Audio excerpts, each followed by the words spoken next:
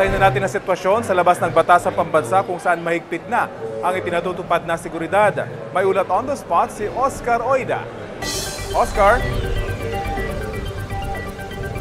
Yes, Rafi, nandito tayo ngayon sa may Commonwealth Avenue, no?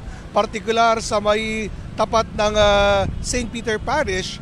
At sa mga sandaling ito ay nakaantabay na nga yung mga miyembro ng Philippine National Police para nga magbantay, no, at maharangan yung mga magtatakang makalapit doon sa batasan, partikular yung mga magsasagawa ng kilos protesta o yung mga rallyista.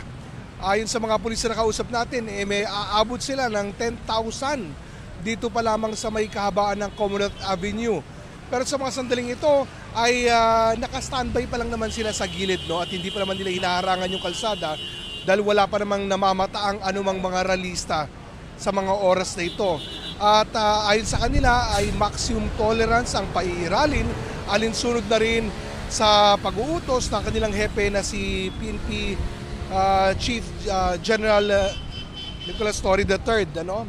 At bagamat sa mga sandaling ito ay wala pa naman tayo namamata ang mga rallyista dito, kaya nasa gilid lamang yung mga pulis, pero sa oras daw na may maramdaman sila o makita sila mga threat, nagbabanta na lumapit dito, ay agad naman daw silang makakapwesto para harangan ito. Sa mga sandaling ito ay naging mabagal lang ang daloy ng trapiko dito sa kinaroroonan natin, particular dito sa may tapat ng St. Peter's Parish. Rafi?